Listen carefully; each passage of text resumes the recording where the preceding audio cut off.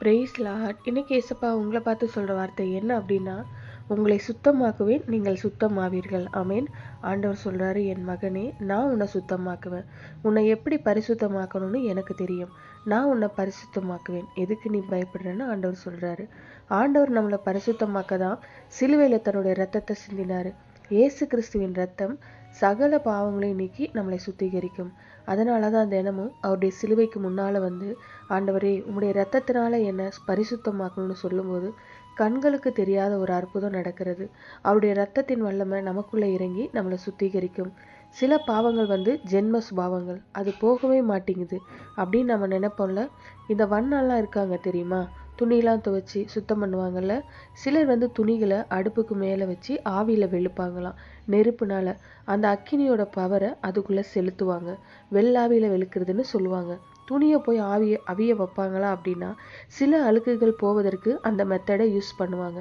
நெருப்பு அது வந்து சுத்திகரிக்கும். அதனால தான் பரிசுத்த ஆவியாகிய அக்கினியை ஆண்டவர் அனுப்பி இந்த பாவ அழுக்க ஜென்ம சுபாவத்தை ஆண்டவர் மாற்றுவார். அதனால தான் அந்த அக்கினி நமக்குள்ள இறங்கணும். தினமும் இயேசுவே உம்முடைய ரத்தத்தினால என்னை கழுவுங்க, பரிசுத்த ஆவியின் எனக்குள்ள இறங்கி சுத்திகரிக்கணும்னு சொல்லி ஜெபிக்கணும். நீங்க அப்படி ஜெபிச்சிங்கன்னு வைங்களேன், அந்த அக்கினி உங்களுக்குள்ள இறங்குமா, அந்த அழுக்கெல்லாம் அந்த பாவம் எல்லாம் போயிடும். அவர் நம்ம சுத்திகரிக்க எல்லாவற்றையுமே செய்து வச்சிருக்காரு.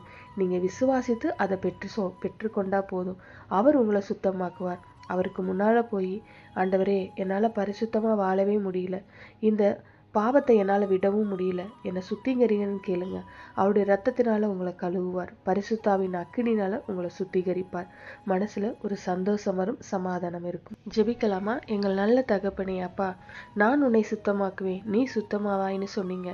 என்னை சுத்தம் பண்ணுங்க ஆண்டவரே. என் இருதயத்தை உம்முடைய ரத்தத்தினால கழுவி சுத்தம் பண்ணுங்க.